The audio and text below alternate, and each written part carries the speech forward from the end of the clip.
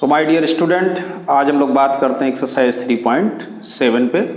Optional exercise है और इसमें 8 क्वेश्चंस हैं, ठीक है ना। वर्ड प्रॉब्लम भी हैं कुछ। तो जैसे पहला क्वेश्चन है कि अब age of 2 friends Anil and Biju differ by 3 years।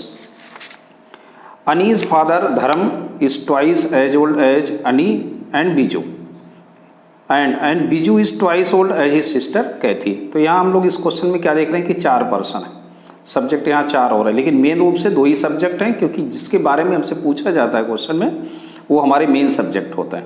यहाँ पर एज पूछी जा रही अनी और बिजू की, इसलिए अनी और बिजू हमारे मेन सब्जेक्ट हैं। तो इन्हीं को हमें लेट करना होगा। तो देखते हैं कैसे करेंगे। तो सबसे पहले हम लोग लेट कर लेते हैं अनी और बिजू की एज को। Question number 1, let Annie's age be X years और दूसरा हमारा है हीरो वो है Biju. Biju's age be Y years।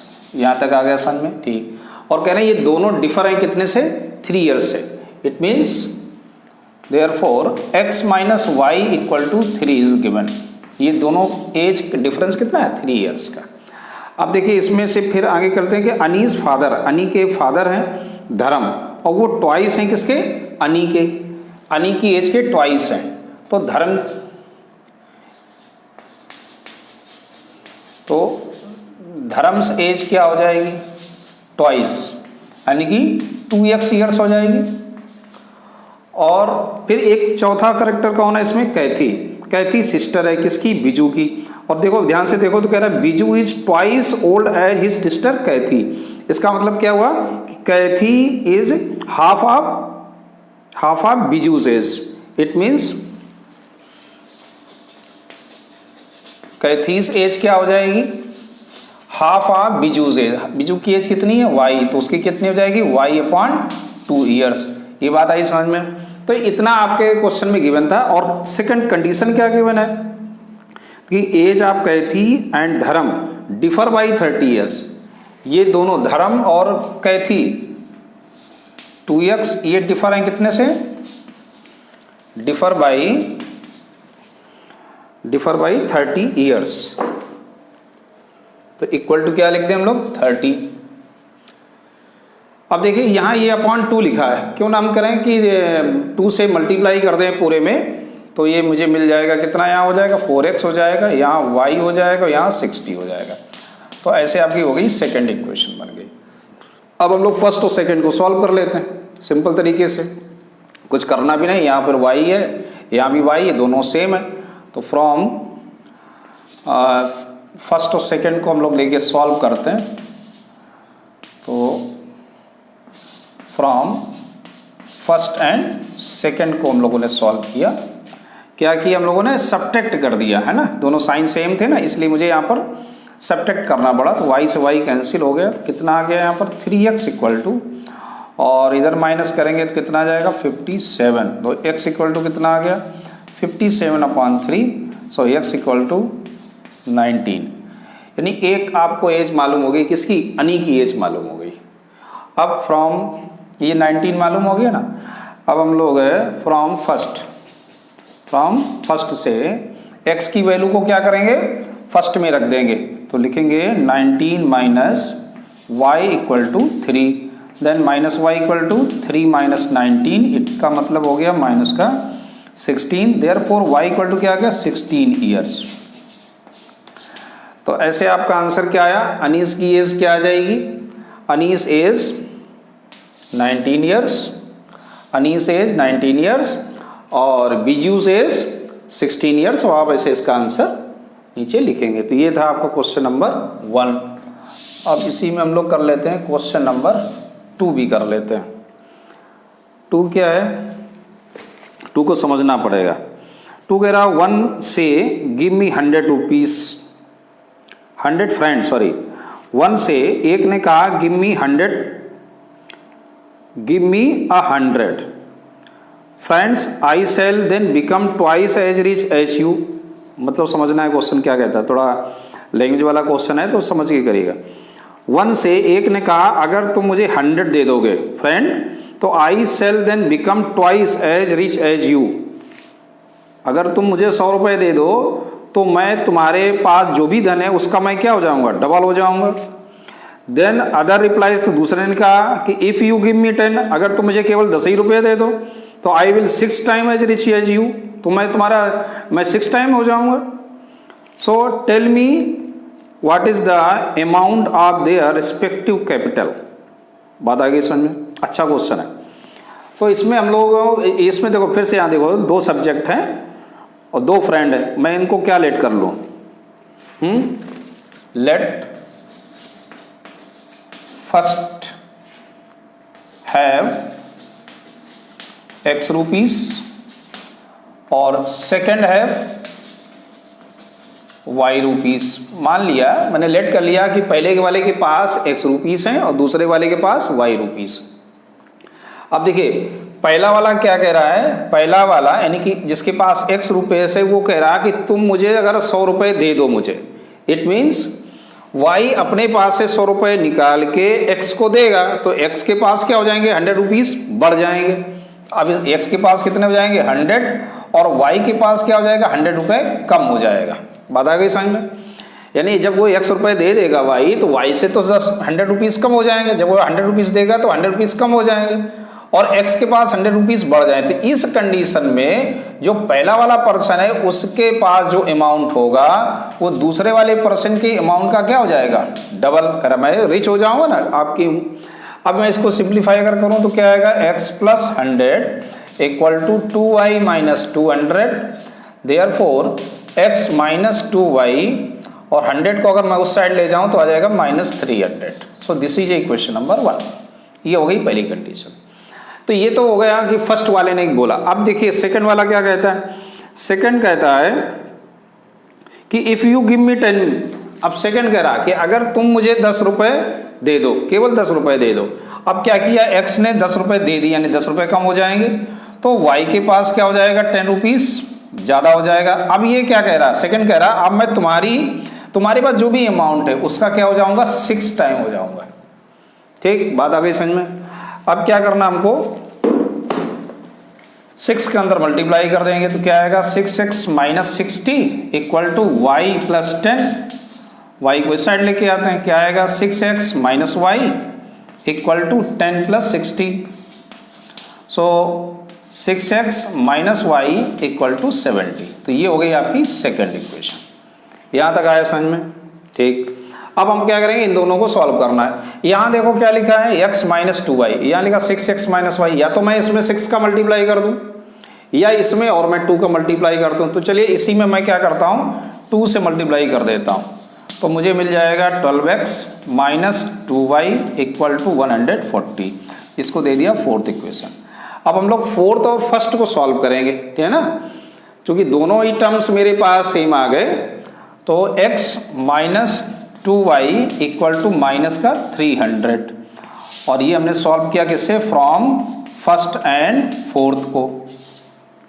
अब देखिए माइनस हो गया, ये प्लस हो गया, ये प्लस हो गया, तो ये दोनों कैंसिल हो गए। तो ये कितना आ गया 11x और ये कितना आ जाएगा 440।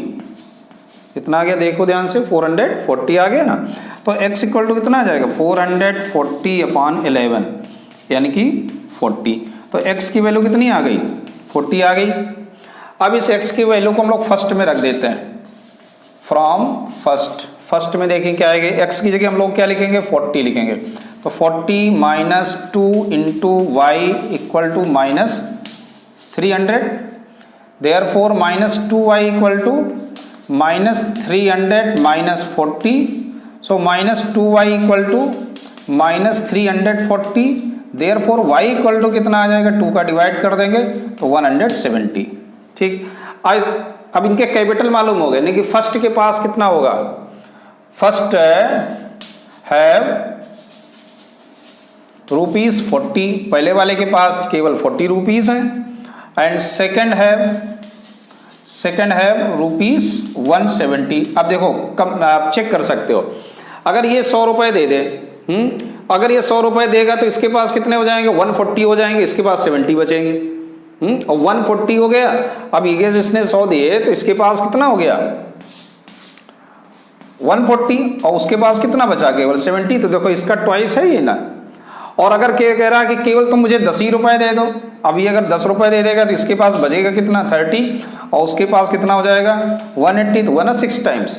तो ऐसे आपका ये क्वेश्चन हो गया, सिंपल था। सो चलते हैं हम लोग क्वेश्चन नंबर 3 पे।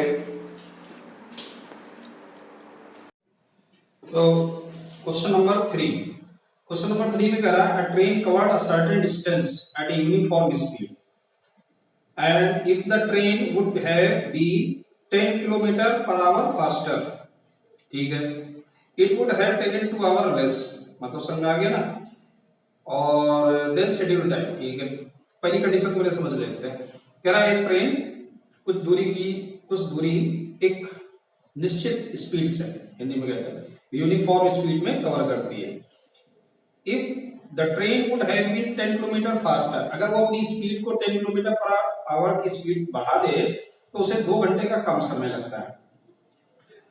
सो if the train were slowly, और अगर 10 किलोमीटर वो स्लो हो जाए तो 3 hours more than the schedule time. तो find the distance covered by the train. देखो डिस्टेंस का जो फार्मूला होता है वो तो होता है स्पीड इनटू टाइम का। तो यहां मुझे दो चीजें चाहिए, एक तो मुझे स्पीड चाहिए और एक चाहिए मुझे टाइम, और दोनों चीजें मुझे लेट करनी होगी। तो let speed of train x kilometre per hour and time y hours. बात आ गई सब। Time taken y hours. तो अब टाइम टोटल कितना ले रहा है y आवर्स ले रहा है, और स्पीड हो गई x की। तो डिस्टेंस कितनी हो गई, तो डिस्टेंस कितनी कवर की ट्रेन ने xy निश्चित, क्योंकि डिस्टेंस का फॉर्मूला क्या होता है स्पीड इनटू टाइम। अब पहली कंडीशन में क्या है, अब उसकी स्पीड को बढ़ा दिया गया, train would have been 10 kilometre fast, है ना। तो बाय फर्स्ट कंडीशन पहली कंडीशन में क्या हो गई, स्पीड बढ़ गई। अब स्पीड कितनी हो गई, न्यू स्पीड क्या हो जाएगी, न्यू स्पीड। अब स्पीड हो गई x plus 10 kilometre per our, है ना। और टाइम क्या होगा, टाइम मेरा कम हो जाता है, कितना टाइम 2 आवर लेस, 2 घंटे कम हो गया। और टाइम कितना हो जाएगा y माइनस 2 आवर्स। देखिए डिस्टेंस कितनी रहेगी, अगर हम ये स्पीड ट्रेन बढ़ा देगा और टाइम इसका कम हो जाएगा, लेकिन जो डिस्टेंस है वो तो सेम रहेगी, डिस्टेंस तो xy रहेगी। तो देयरफॉर चाहे मैं इस स्पीड और टाइम से निकालूं तब भी हमारी स्पीड xy रहेगी। तो डिस्टेंस क्या आ जाएगी, x नई स्पीड और नई टाइम के अकॉर्डिंग तो डिस्टेंस क्या बनेगी x plus 10 and y minus 2 equal to, और डिस्टेंस रहेगी आपकी सेम टाइम, डिस्टेंस वही रहेगी xy। अब इसको सिंपलीफाई कर लेते हैं तो क्या आएगा xy minus 2x plus 10y minus 20 equal to xy। यहाँ देखो xy से xy कैंसिल हो गया, तो इक्वेशन बन गई आपकी minus 2x plus 10y equal to 20, और आप इसमें माइनस 2 से डिवाइड कर दो तो क्या आएगा x माइनस 2 5 या 10, और ये आएगा माइनस 10। दिस इज फर्स्ट, समझ में आ गया। आप चलते हैं सेकंड कंडीशन में। सेकंड कंडीशन देखो, सेकंड कंडीशन क्या रहेगा, सेकंड कंडीशन में स्पीड क्या हो रही है उसकी, अब न्यू स्पीड क्या हो जाएगी, अब वो स्पीड को कम कर देगा। तो स्पीड हो गई x minus 10 kilometre per our, और टाइम अब कितना हो जाएगा, टाइम कितना होगा देखो 3 आवर्स मोर। टाइम तो बढ़ जाएगा, स्पीड जब स्लो हो जाएगी तो ज्यादा समय लगेगा, तो 3 आवर्स मोर ज्यादा रहता है, यानी कि y ले रहा था अब क्या लेगा y प्लस 3 आवर्स लेगा। अब डिस्टेंस तो सेम रहेगा, इससे डिस्टेंस निकालेंगे क्या आएगा x minus 10 and y plus 3 equal to इतने रहेगा, डिस्टेंस तो आपकी xy रहने वाली, और मल्टीप्लाई कर दीजिए तो क्या आएगा xy plus 3x minus 10y minus 30 equal to xy। xy से xy कैंसिल हो गया, तो यहाँ आ गया आपका 3x minus 10y equal to 30, और दिस इज ए सेकंड। चलिए अब मेरे पास दो इक्वेशन आ गई, एक तो आपकी पहली ये हो गई, दूसरी हो गई। अब देखिए पहली और दूसरी में अगर मैं इसमें 2 से मल्टीप्लाई कर दूं तो मुझे 2 5 का 10 मिल जाएगा, यहाँ भी 10 है, या मैं 3 से मल्टीप्लाई कर दूं इसमें तो यहाँ भी 3x है, यहाँ भी 3x है, तो वो भी मिल जाएगा। तो आप जिससे चाहे से आप मल्टीप्लाई कर सकते हो, तो multiply by multiply by 3 in first, क्या मिलेगा 3x माइनस 3 5 या 15 और ये आ गया क्या 30 और ये आपकी इक्वेशन है सेकंड क्या 3x, ये आपकी बन गई थर्ड इक्वेशन है ना, और ये आ जाएगा 3x minus 10y equal to 30। और हमने क्या किया फ्रॉम थर्ड एंड सेकंड को सॉल्व कर रहा हूं मैं, ठीक है ना। और जब दोनों ये 10 के हैं तो साइन मुझे चेंज करना पड़ेगा, यहाँ प्लस की जगह माइनस हो जाएगा, माइनस प्लस हो जाएगा, ये माइनस हो जाएगा, ये कैंसिल हो गया। अब इसको जब सॉल्व करेंगे तो क्या आएगा माइनस का 5y इक्वल टू ये माइनस का कितना आ गया 60, ठीक है ना, माइनस 30 माइनस 30 माइनस 60, माइनस 5 से आप डिवाइड कर देंगे तो कितना आ जाएगा 12। इसका मतलब है उसको टाइम कितना लगा था y आवर्स का लगा था। अब बात करेंगे x की, अब इस y की वैल्यू को हम लोग कहां रखें फर्स्ट इक्वेशन में रखेंगे, तो putting the value of y in first में रखते हैं, तो x minus 5 into 12 equal to minus 10, then x minus 60 equal to minus 10, then x equal to 60 plus का हो जाएगा, तो x की वैल्यू क्या आ गई भाई 50 आ गई। यानी कि आपको x मालूम हो गया, यानी x क्या था हमारा स्पीड था, इसलिए ये आ गया 50 किलोमीटर पर आवर की स्पीड से चल रही है और 12 आवर्स लगेंगे, इसको टाइम हो गया। क्वेश्चन पूछ रहा था फाइंड द डिस्टेंस, तो डिस्टेंस इक्वल टू क्या होगा, डिस्टेंस इक्वल टू होता है speed into time, speed into time, और स्पीड है आपकी 50 और टाइम आपको दिया गया 12, तो 12 5 जा 60, यानी कि 600 किलोमीटर की डिस्टेंस वो कवर करेगी। कुछ भी पूछा जाए आपसे हो सकता है क्वेश्चन चेंज कर दें, क्वेश्चन के find the speed and time, तो आप इसका आंसर ये आ गया, नीचे लिख देंगे speed of the train 50 kilometre per hour and time equal to 12 hours, और डिस्टेंस पूछा जाएगा तो दोनों का मल्टीप्लाई कर देंगे तो 600। तो ऐसे हो गया आपका क्वेश्चन नंबर ये था, this is question number is third, third था कि फोर्थ था, थर्ड था थर्ड, तो थर्ड हो गया आपका क्वेश्चन है।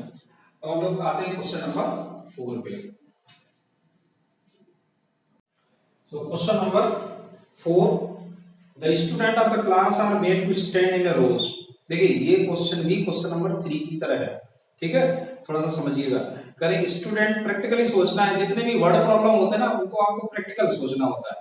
आप स्वयं को देखिए कि अगर आपके साथ ये सिचुएशन कैसी बन रही है तो आपको जल्दी समझ में आएगा। The student of the class are made to be stand in a rows, ठीक है, आप सुबह असेंबली में खड़े किए जाते हैं क्लास वाइज रो में, है ना। If 3 student are extra in a row, अगर एक रो में 3 स्टूडेंट को एक्स्ट्रा कर दिया जाए, so there would be 1 row less, तो एक रो कम हो जाती है, कहते हैं मर्ज कर देते हैं ना, ये लाइन इसमें आ जाओ। और if 3 student are less in a row, अगर 3 स्टूडेंट कम कर दिए जाए तो 2 रो आपको और ज्यादा बनानी होगी। सो क्वेश्चन पूछ रहा है find the number of student in the class. चलिए देखते हैं, तो नंबर ऑफ द स्टूडेंट, जैसे अभी हम लोगों ने डिस्टेंस निकाली, तो डिस्टेंस में किसकी जरूरत थी, आपकी स्पीड की और टाइम की, ठीक है ना। अब इसमें नंबर ऑफ स्टूडेंट की जरूरत है। नंबर ऑफ स्टूडेंट कैसे मालूम है, अगर आपको ये पता हो जाए कि नंबर ऑफ रोज क्लास में कितनी है और एक रो में कितने स्टूडेंट है, तो आप निकालोगे कि अगर एक रो में 10 स्टूडेंट है और 5 रो बनती है तो आप बोलोगे 50 स्टूडेंट है, दोनों मल्टीप्लाई कर दें। और सेम प्रोसेस आपको इसमें करना है, तो हम लोग लेट कर लेते हैं, let number of students in one row, है ना, equal to x, and number of rows कितनी होंगी इसमें, नंबर ऑफ रोज हमने y लेट कर लिया, तो टोटल स्टूडेंट कितना हो जाएगा? So total students in class that is x y. ठीक, याद रखा गया सर। आप देखते हैं बाई फर्स्ट कंडीशन क्या है? बाई फर्स्ट कंडीशन क्या कहती है? फर्स्ट कंडीशन कि अगर हम इसमें 3 स्टूडेंट एक्स्ट्रा कर दें एक रो में, अभी एक रो में कितने स्टूडेंट है? अभी एक रो में x स्टूडेंट है, अब कह रहा है कि कितने कर दें? x प्लस 3 हो जाए, ठीक है ना, 3 ज्यादा कर दें। तो नंबर ऑफ रोज अभी क्या है? y है, और अब क्या हो जाएगी? नंबर ऑफ रोज 1 कम हो जाएगी, यानी कितनी हो जाएगी? y minus 1। तो देखिए, आप चाहे एक क्लास में एक ही लाइन में पूरी खड़ी कर दे, तब भी स्टूडेंट तो उतना ही रहेगा, और उसी क्लास को आप 10 रोज में खड़ी करें, तो 10 लाइनें बनवा दें क्लास में, तब भी क्या रहेगा? नंबर ऑफ स्टूडेंट तो सेम रहेंगे ना। तो यहाँ पर वही कंडीशन अप्लाई हो रही है कि अगर मैं 3 स्टूडेंट को एक रोज में इंक्रीज कर दूं और रोज को 1 में कम कर दूं, तब भी हमारे नंबर ऑफ स्टूडेंट कितने रहेंगे? X y. अब आप मल्टीप्लाई कर दीजिए, क्या आएगा? X y minus x plus 3y minus 3 equal to x y. तो यहाँ एक्स वाई से एक्स वाई कैंसिल हो गया, so minus x plus 3y और माइनस 3 इक्वल टू क्या? 0। Therefore minus x plus 3y equal to 3 or x minus 3y equal to minus 3. This is your first equation. ठीक है, यहाँ minus का मैंने multiply कर दिया। अब चलते हैं सेकंड कंडीशन में। सेकंड कंडीशन क्या कहती है? देखिए, सेकंड कंडीशन में कह रहा है कि अब नंबर ऑफ रोज में स्टूडेंट 3 कम कर दिए जाएंगे। अब स्टूडेंट कितने हो गए? एक रोज में x माइनस 3 हो गए। अब एक रो में अगर कम स्टूडेंट लगाएंगे तो नंबर ऑफ रोज बढ़ जाएंगी, कितनी बढ़ जाएंगी? y प्लस 2 हो जाएंगी। यही कह रहा है ना क्वेश्चन कि 3 student are less than row, then it would be 2 row more. 2 row आपकी बढ़ गई, तो अब टोटल स्टूडेंट तो कितना रहेगा? वही xy, सिंपल सा मल्टीप्लाई करके xy plus 2x minus 3y minus 6 equal to xy। xy से xy एलसीएम हो गया, क्या बचा? 2x minus 3y equal to 6। This is a second. अब देखिए, फर्स्ट हमारी इक्वेशन क्या थी? ये, और सेकंड ये। यहां देखना बहुत, जो जब कॉम सेम मिल जाए तो बहुत ही अच्छी बात है, मुझे कुछ कैलकुलेशन भी नहीं करना पड़ेगा। यहाँ x माइनस 3y और माइनस 3 लिखा है, यहाँ 2x minus 3y equal to, तो इन दोनों को अगर हम सॉल्व कर दें, यानी कि सब्ट्रैक्ट कर दें, तो देखो क्या मिलेगा? माइनस प्लस माइनस, और ये किससे आता है? y सब्ट्रैक्टिंग, या ऐसे भी लिख सकते हो y सब्ट्रैक्टिंग, है ना। हम लोग तो हिंदी में बोलते हैं क्या? घटाने पर। हिंदी में क्या लिखा जाता है? घटाने पर लिखा जाता है। सो 3y से 3y cancel, 2x minus x कितना आ गया? x आ गया, और ये 6 3 कितना हो गया? 9, यानी x की वैल्यू आपके पास क्या आ गई? 9। चलिए, अब इनको क्या करेंगे? पुट कर देते हैं ना। तो putting the value of x, इसमें रख लेना, किसी में भी रख दीजिएगा, फर्स्ट में रख दीजिए। इन फर्स्ट, तो फर्स्ट हमारी क्या है? x माइनस 3y, x की जगह हमने क्या लिखा? 9 minus 3y equal to minus 3। Therefore minus 3y equal to minus 3 minus 9। So minus 3y equal to क्या आ जाएगा? माइनस का 12 आ जाएगा, तो y इक्वल टू क्या आ गया? 4 आ गया ना। समझ में आ गया ना? 4, क्योंकि 3 का डिवाइड हो गया। So therefore total number of student कितने हो गए? Total students in the class equal to 9 into 4, that is 36। तो ऐसे आपका क्वेश्चन हो गया। चेक कर लीजिएगा कि अगर x इक्वल टू 9 है, नंबर ऑफ रोज अगर 9 है, तो 9 में अगर 3 बढ़ा देंगे तो कम हो जाएंगे, और इधर 1 कम हो जाएगा, तो 3 जा 36 हो जाएगा। तो ये आपका एक क्वेश्चन हो गया। क्वेश्चन नंबर 5 और देखते हैं, जगह है इसमें, इसमें सभी हो जाएगा। देखो क्वेश्चन नंबर 5 क्या कहता है? क्वेश्चन नंबर 5 में एक ट्रायंगल है एबीसी, और जिसमें एंगल दिए गए, देखो ट्रायंगल है एक एबीसी, और रिलेशन दिया गया कि angle C equal to thrice angle B equal to twice angle A plus angle B. बस एक ही ये कंडीशन दी गई, एंड फाइंड द एंगल, बस इतना ही। देखो यहाँ पे एक क्वेश्चन बहुत आसान है कि अगर मैं इन दोनों को ले लूं, किसी को भी आप पहले आप इसको बाद में देखेंगे, पहले हमें जो जानकारी है वो क्या है कि ट्रायंगल के ये एंगल है, तो क्या हो जाएगा angle A plus angle B plus angle C equal to क्या होगा 180, सबको मालूम है। और सी और बी देखो ये दोनों की कंडीशन ये दी गई है, अगर मैं सी की जगह बी रख दूं तो ये ए और बी के फॉर्म में इक्वेशन मिल जाएगी। सी की जगह मैं क्या लिख सकता हूं 3 एंगल बी लिख सकता हूं, यानी angle A plus angle B और इसकी जगह लिखिए 3 एंगल बी, ये कितना बन गया 180।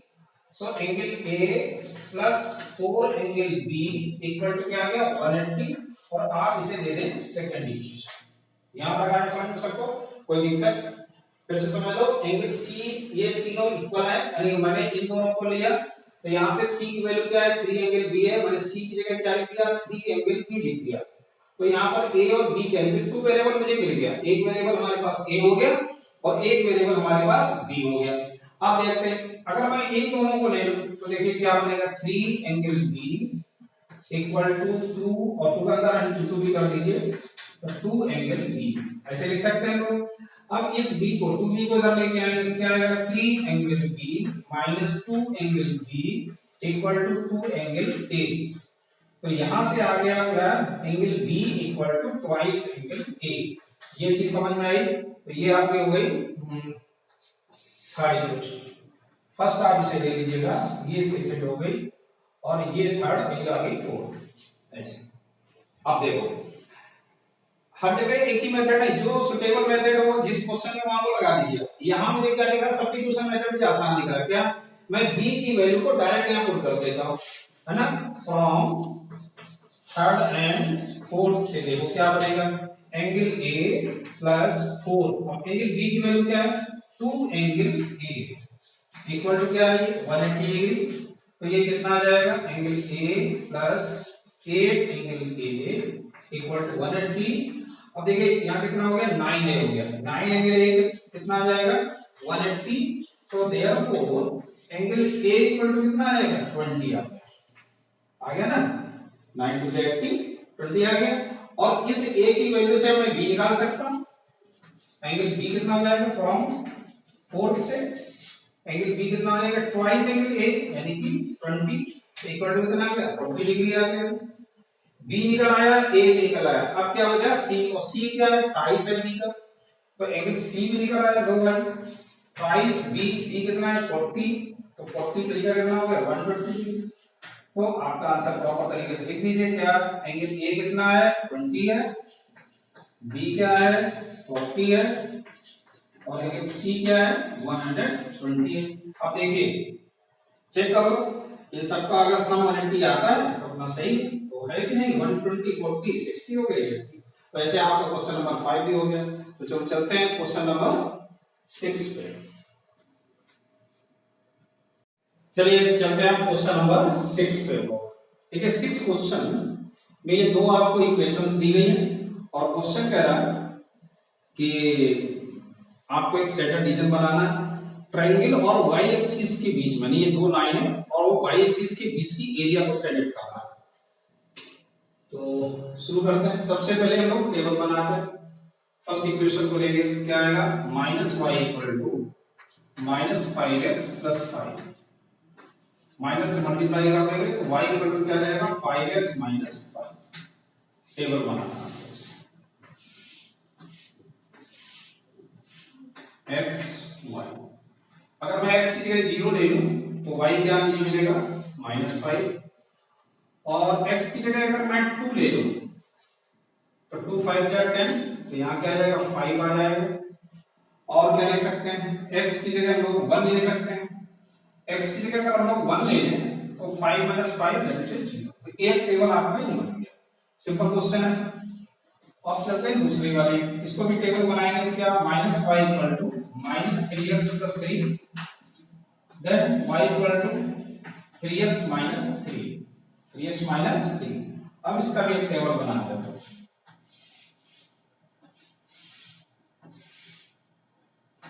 x y अगर मैं x की जगह 0 लिखूं तो ये क्या मिलेगा -3, और x की जगह अगर हम 1 लिख दें 1, तब भी मुझे क्या मिलेगा 0 मिल जाएगा।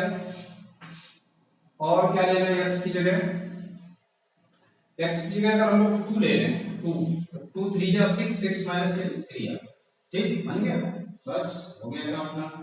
अब देखते हैं तो इसके कोऑर्डिनेट क्या है 0 -5 2 5 1 0, ऐसे हम प्लॉट कर दे इसको।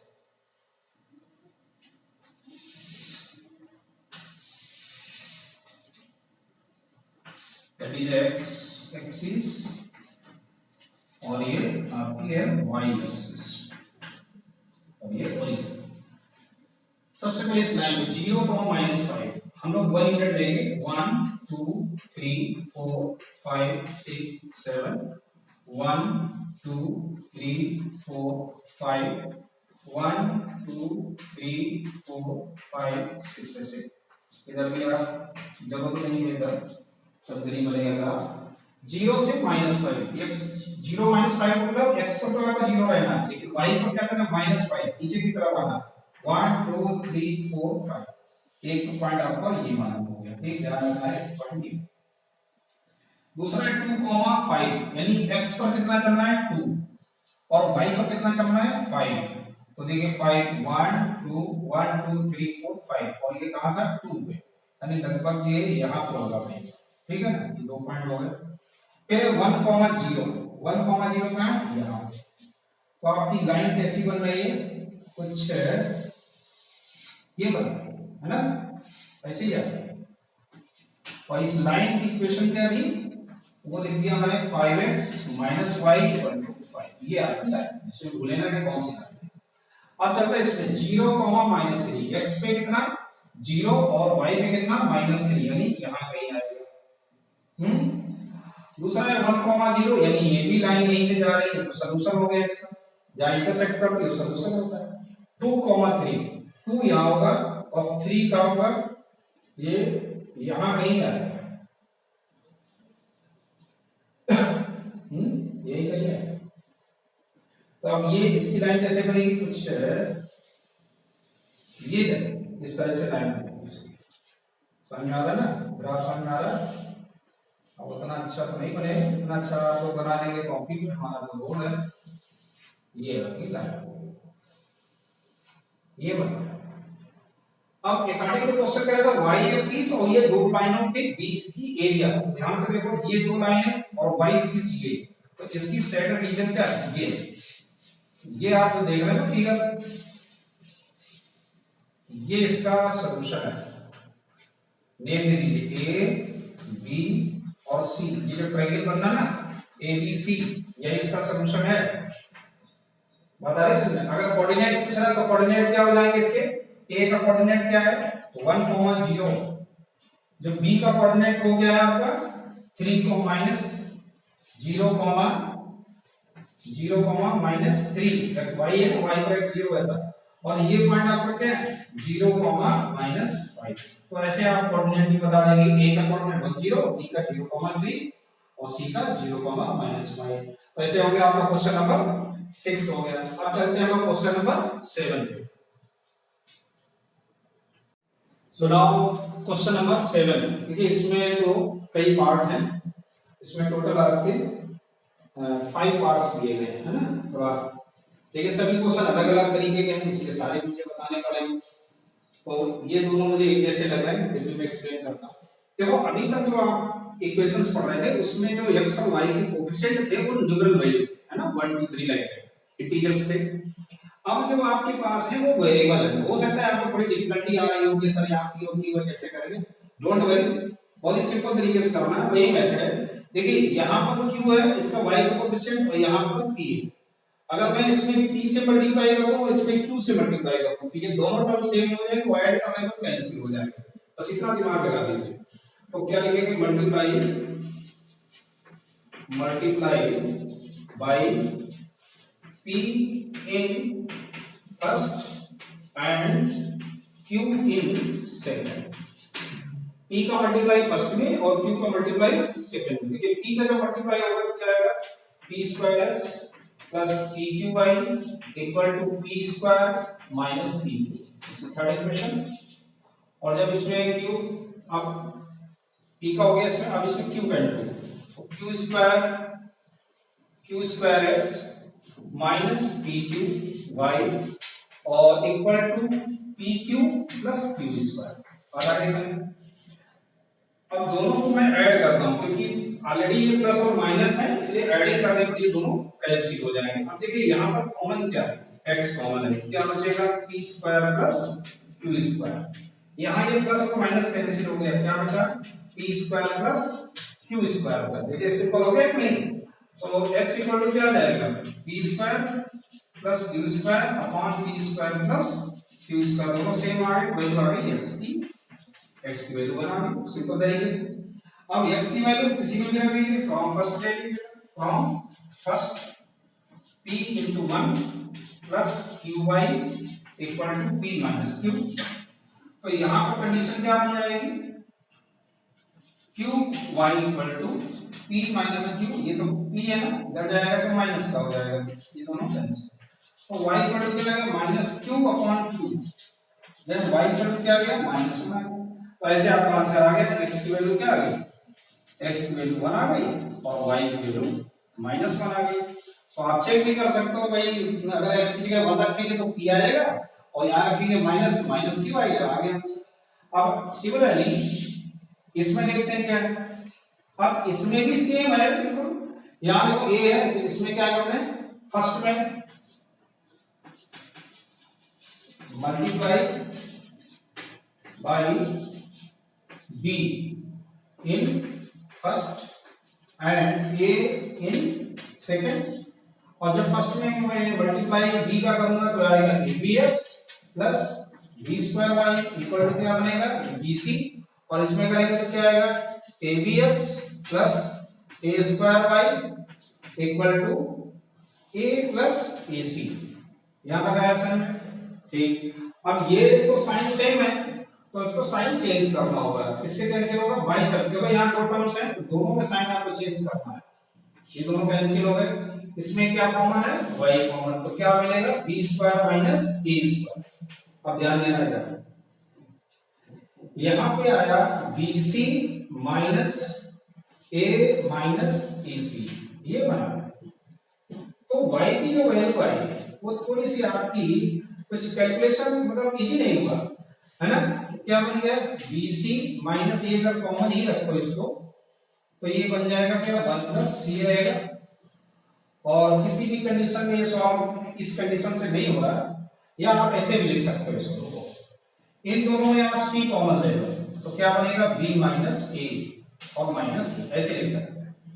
और अपॉन में क्या है b square minus a square. अगर और ज्यादा सॉल्व करना हो, हालांकि आंसर यहीं से आप गलत भी कर सकते हैं तो आप इनको अलग अलग कर सकते हो ऐसे।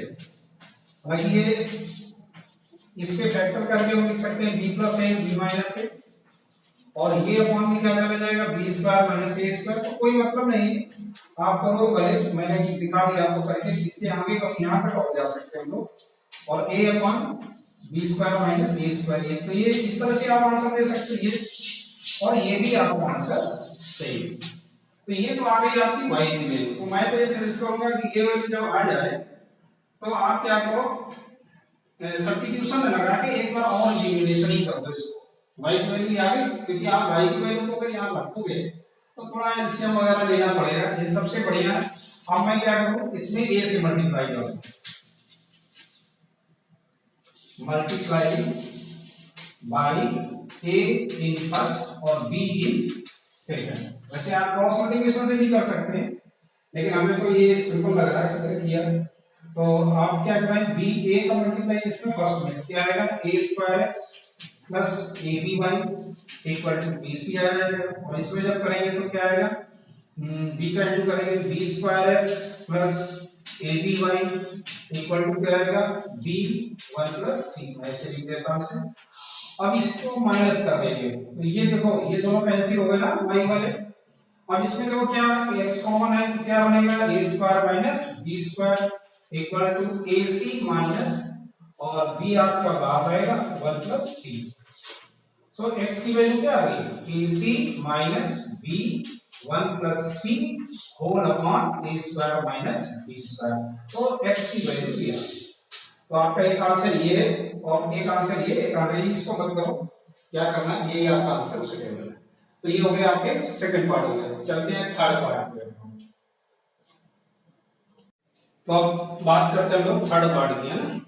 देखिए थर्ड पार्ट में क्या है, तो फर्स्ट इक्वेशन है वो x upon a minus y equal to b equal to 0 लिखा है। पहले हम लोग क्या करें, इसको एलसीएम लेके सॉल्व कर लें। तो ये क्या आ जाएगा, ये बन जाएगा bx minus ay equal to 0। समझ में आ रहा कि नहीं। a b एलसीएम लेंगे तो a b एलसीएम जो लेंगे वो a b 0 से मल्टीप्लाई होगा तो 0 हो जाएगा और bx हो जाएगा माइनस ay होगा। यहां से हम x की वैल्यू का निकालें तो क्या आएगी, ay अपॉन b। चलिए ये हो गई हमारी थर्ड क्वेश्चन। अब हम लोग थर्ड और सेकंड को सॉल्व करेंगे। तो from third and second, x की जगह हम लोग लिखेंगे a into a y upon b plus b y equal to a square plus b square. तो ये बन जाएगा ए स्क्वायर वाई और तक बी एलसीएम ले लेंगे तो क्या आएगा बी स्क्वायर अपॉन वाई और अपॉन में आ जाएगा ये बी इक्वल टू क्या आएगा ए स्क्वायर प्लस बी स्क्वायर। अब देखिए यहां पर क्या कॉमन है y, तो आएगा ये क्या a square plus b square equal to क्या आएगा b and a square plus b square. Then y equal to क्या आ गया b a square plus b square upon a square plus b square. ये दोनों कैंसिल हो गए। Then y की वैल्यू क्या आ गई, b सिंपल देखो आ गया ना, y की वैल्यू b आ गई। तो पुटिंग द वैल्यू ऑफ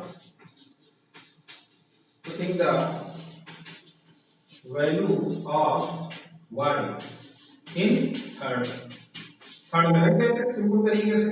तो x की वैल्यू क्या आ जाएगी a upon b into y। y की जगह क्या लिखना है आपको b लिखना है। तो ये तो बहुत ही आसान क्वेश्चन हो गया, x इक्वल टू a। तो आपका आंसर क्या आ गया x equal to a and y equal to b। तो ऐसे आपका ये थर्ड पार्ट हो गया। अब आते हैं फोर्थ पार्ट पर। So now come to fourth part। और फोर्थ पार्ट आपको डेंजरस नहीं लग रहा, चलिए डेंजरस नहीं है, तो सिंपल क्वेश्चन है। देखिए पहली वाली जो इक्वेशन लिखी वो तो सही लिखी है, x और y दो अलग अलग टर्म्स है। यहाँ पर देखो x प्लस y ब्रैकेट में लिख दिया गया। तो सबसे पहला काम होगा कि इस ब्रैकेट को ओपन करके इसको भी फर्स्ट की तरह लिखना होगा। तो ऐसी इक्वेशंस को मैं क्या करूंगा, जो भी कोएफिशिएंट उसका अंदर मल्टीप्लाई कर देता हूं। a plus b into x plus a plus b into y equal to क्या आएगा a square plus b square. ये हो गया आपकी थर्ड इक्वेशन। ठीक, अब देखो इसमें अभी तो मुझे मल्टीप्लाई नहीं करना क्योंकि y का टर्म्स है ना वो सेम है ऑलरेडी। तो मैं इसी फर्स्ट और थर्ड को एक साथ ले लेता हूं। फर्स्ट और थर्ड को हम लोग एक साथ लिखते हैं। अब देखते हैं क्या है, और दोनों ही टर्म आपके पॉजिटिव है। तो हमने क्या किया, फ्रॉम फर्स्ट एंड थर्ड को लिया। ध्यान रखना है आपको, लिखना है, साइन चेंज करना पड़ेगा क्योंकि ये देखो सभी साइन इसके चेंज हो गए। इधर देखिए थ्री टर्म्स है 1 2 3। तो यहाँ पे y वाला टर्म कैंसिल हो गया। इसमें देखिए कॉमन क्या रहा x, क्या बचा ये a प्लस b है और ये माइनस a माइनस b। ऐसे आप लिखेंगे तो आप गलती नहीं करेंगे। यहाँ देखो माइनस का और ये प्लस का a स्क्वायर कैंसिल हो जाएगा इक्वल टू क्या बचेगा इधर 2ab प्लस 2b स्क्वायर। बात आ रही है ना समझ में। अब देखिए इसको ब्रैकेट अगर आप ओपन करें तो क्या आएगा a plus b minus a plus b और इधर देखिए 2b कॉमन हो रहा है तो इधर आ जाएगा a प्लस b। तो यहां से देखिए b से b कैंसिल हो गया तो यहां भी आ गया 2b into x equal to 2b into a plus b। तो 2b से a भी 2b कैंसिल हो गया तो सिंपल x की वैल्यू क्या आ गई, देखिए x की वैल्यू a प्लस b आ गई। अब हम लोग क्या करें कि इस x की वैल्यू को अगर हम लोग यहां रख दें तो कुछ बात बन जाएगी, है ना।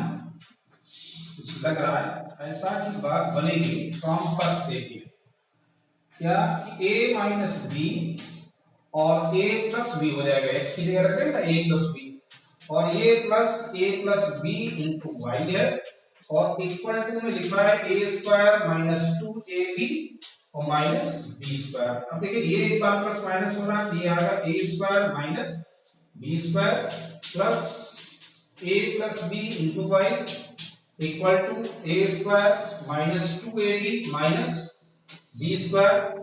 अब देखो इन दोनों को राइट साइड में ले चलते हैं ना, तो इधर क्या बचा है a plus b into y बचेगा, और इधर आ जाएगा a square minus 2ab minus b square minus a square plus b square. यहां से a स्क्वायर से a स्क्वायर ये आपका कैंसिल हो गया, और ये बी स्क्वायर से बी स्क्वायर भी देखो कैंसिल हो गया, ठीक है ना, यहां तक आया समझ में। अब देखिए क्या आएगा y equal to minus 2ab और होल अपॉन में क्या बचा a प्लस b, तो ये आपकी आ गई क्या y की वैल्यू सिंपल तरीके से। बहुत सारे स्टूडेंट क्या करते हैं इसमें क्रॉस मल्टीप्लिकेशन लगा देते हैं, और क्रॉस मल्टीप्लिकेशन लगा देंगे तो फंस जाएंगे, फंसने का मतलब ये है कि बड़ा कॉम्प्लिकेटेड हो जाएगा। तो क्रॉस मल्टीप्लिकेशन जब बोला जाए आपसे तभी आप लगाइए, अदरवाइज आप elimination method that is the best. So come to next fifth part.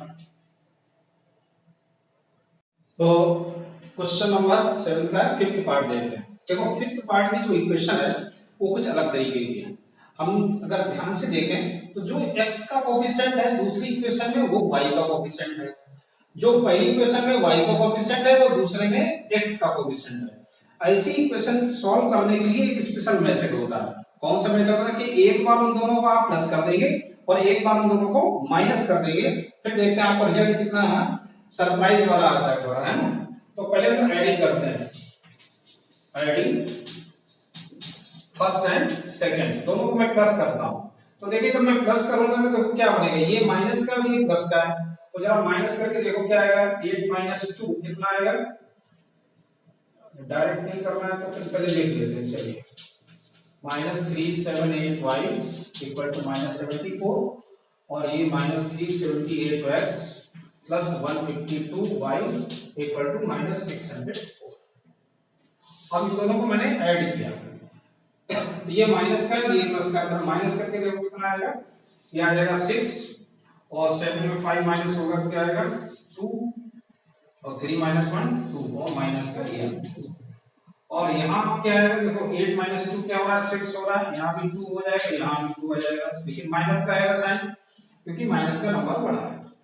Right side में देखें ये दोनों क्या हो रहा है प्लस हो रहा है, दोनों माइनस के साइन है ना, और मैं ऐड कर रहा हूं दोनों को तो साइन तो चेंज नहीं होंगे, तो 4 4 8 हो गया, 7 हो गया, 6 हो गया, माइनस हो गया, ठीक।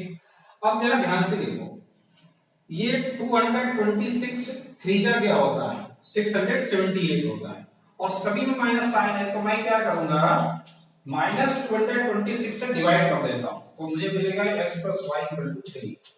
इसीलिए इक्वेशन नंबर बात आई समझ। थ्रीजा होता है ना 3 6 जा 18 और 3 2 जा 6 1 7 3 2 जा 6, तो एक पार्ट एक होगा। अब मैं क्या करता हूं सब्ट्रैक्ट कर देता हूं, सब्ट्रैक्टिंग सेकंड फ्रॉम फर्स्ट। तो फिर से मुझे इक्वेशन लिखना है 152x - 378y = -74 और -378x + 152y = -604।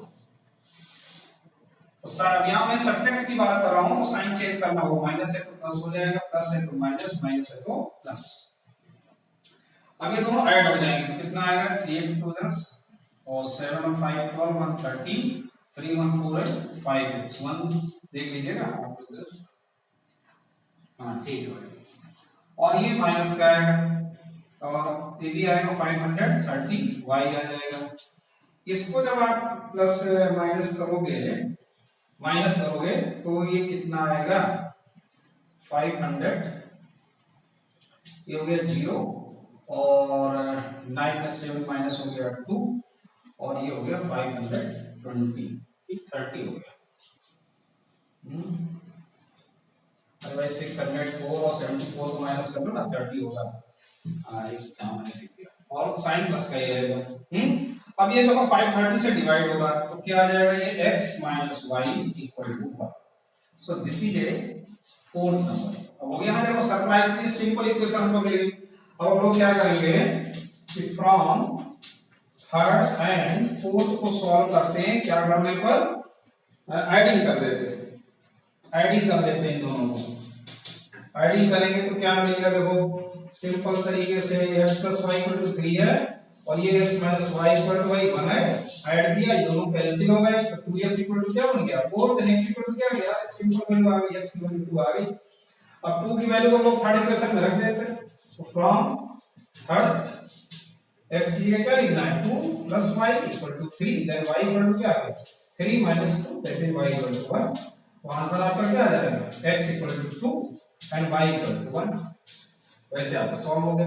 तो सिंपल क्वेश्चन था, तो ध्यान रखना इस तरह के क्वेश्चन जब ये इंटरचेंज हो रहे होंगे कोएफिशिएंट, तो इनको में क्या करना है, एक बार ऐड करना है और एक बार सब्ट्रैक्ट करना है, उसके बाद आपको सिंपल इक्वेशंस मिलेगी। ठीक है, अब चलते हैं हम लोग लास्ट क्वेश्चन पे, क्वेश्चन नंबर 8 पे। तो हम लोग बात करते हैं क्वेश्चन नंबर 8 की, और इसमें लास्ट क्वेश्चन में एक फिगर बना हुआ है सर्किल, इंटरेस्टिंग क्वेश्चन है और सब लोग इसको जानते भी होंगे। ये क्या है, साइक्लिक क्वाड्रिलेटरल, और साइक्लिक क्वाड्रिलेटरल के अपोजिट एंगल का सम कितना हो 180 डिग्री होता है। ये हम सबको पता है, 9th क्लास में हम लोगों को पढ़ाया गया। और इसमें पूछा गया find the angle of this cyclic quadrilateral ABCD, जबकि ABCD की वैल्यूज वेरिएबल के फॉर्म में गिवन है। तो जो कंडीशन है कि अपोजिट एंगल का सम, जैसे A का अपोजिट क्या है यहाँ पर C है, तो अगर A प्लस एंगल C आपस क्या होता है 180 डिग्री होता है। ठीक है ना, A की वैल्यू क्या है, तो 4y + 20 प्लस C की वैल्यू क्या है -4x = 180 डिग्री। सॉल्व कर लेते हैं इसको भाई, तो 4y - 4x और ये 20 इधर जाएगा तो माइनस हो जाएगा, तो क्या जाएगा 160 और 2 से डिवाइड है, तो y - x = क्या होगा 4 × 4 = 60। तो सीधे इक्वेशन नंबर फर्स्ट आ गई। अब दूसरी कंडीशन में अगर हम बात करें तो क्या कह रहे हैं, एंगल B + एंगल D क्या होगा, दैट इज आल्सो 180 डिग्री, और B की वैल्यू क्या आ जाएगी 3y - 5 और D की वैल्यू क्या आ जाएगी, तो B की वैल्यू होगी -7x + 5 = 180 डिग्री। बात आ रही समझ में? ठीक है, ब्रैकेट ओपन करेंगे तो क्या आएगा 3y - 5 - 7x + 5 = 180 डिग्री। सो 3y - 7x और ये 5 से 5 कैंसिल हो गया, इक्वल टू क्या आ गया 180। ये वही इक्वेशन नंबर 2। देखो अब फर्स्ट इक्वेशन में अगर मैं सेम से मल्टीप्लाई कर दूं तो वो सब्ट्रैक्टिंग करने पर रहेगा, दोनों ही जाएंगे, तो 3 से मल्टीप्लाई कर देते हैं, तो मल्टीप्लाई बाय 3 इन फर्स्ट, तो क्या आ जाएगा ये 3y - 3x = 120 और this is A third equation. और हमारी सेकंड इक्वेशन थी 3y - 7x = 180 डिग्री। हम लोग क्या कर रहे हैं, हम लोगों ने किया कि और दोनों को क्या करना है माइनस कर देंगे, लेकिन थर्ड में हम लोग सेकंड को सब्ट्रैक्ट कर रहे हैं, ध्यान रखना, तो माइनस प्लस माइनस ये कैंसिल हुआ, यहाँ कितना आ जाएगा ये 4x आ जाएगा और इसको जरा माइनस करके देखो तो माइनस का 60 आ जाएगा। तो ये क्या बन जाएगा 4x = -60, therefore x = कितना आ जाएगा -60/4, इट मींस दैट -15। तो x की वैल्यू आ गई आपकी -15। So now we put in the value of x in first, from first, तो क्या आएगा y और minus -15 = 40, therefore y + 15 = 40, then y = 40 - 15, तो y की वैल्यू यहाँ क्या निकल के आ गई 25 आ गई। ठीक, अब मुझे x और y की वैल्यू मालूम हो गई। अब हम लोग एंगल निकाल लेते हैं। ठीक, अब एंगल A की बात करते हैं। एंगल A क्या आएगा, एंगल A है आपका 4y + 20 है, तो 4y की जगह क्या आएगा 25 + 20, तो ये कितना आ जाएगा आपका 100 + 20, तो देयरफॉर 120 डिग्री। ये तो आ गया आपका A निकल आया। अब देखो B हम डायरेक्ट नहीं निकाल सकते, A और C का सम कितना होगा 180 डिग्री होता है, लेकिन हम लोग रीचेक करने के लिए अपना क्वेश्चन सही है अगर कैलकुलेशन मिस्टेक नहीं, इसलिए मैं वैल्यू रखूंगा -4 - 15, ठीक है ना। तो कितना आ जाएगा एंगल सी इक्वल टू 60। अब देखो चेक हो गया अपना क्या भाई सही है, क्यों ए की वैल्यू 120 इसकी सी की 60 आएगा, दोनों को प्लस करेंगे तो 180 मिल रहा है, इसमें इसका मतलब अपना कैलकुलेशन सही जा रहा है। ऐसे हम लोग अगर b की बात करें तो b क्या है 3y - 5 है, तो यहां वैल्यू रखो 3 इनटू और y की वैल्यू क्या है 25, सो 25 - 5 तो कितना आ जाएगा ये 75 - 5 तो दैट इज 70। तो ऐसे आपका b की वैल्यू कितनी आ गई 70। अब हम लोग d की वैल्यू अगर निकालें तो क्या आएगा भाई -7 इनटू माइनस का 15 प्लस 5 समझ में आ गया ना, वैल्यू रख दी भाई, तो कितना आ जाएगा 105 प्लस 5 इक्वल टू 110। अब देखो चेक कर लो d और b अगर आप प्लस करें तो कितना आएगा 180 आएगा ना ऐसे। So that is simple question है ना, याद रखना। तो ऐसे आपकी ऑप्शनल एक्सरसाइज भी हो गई 3.7 हो गई। तो अब हम लोग मिलते हैं अगले चैप्टर नंबर 4 क्वाड्रेटिक इक्वेशन में। Thank you.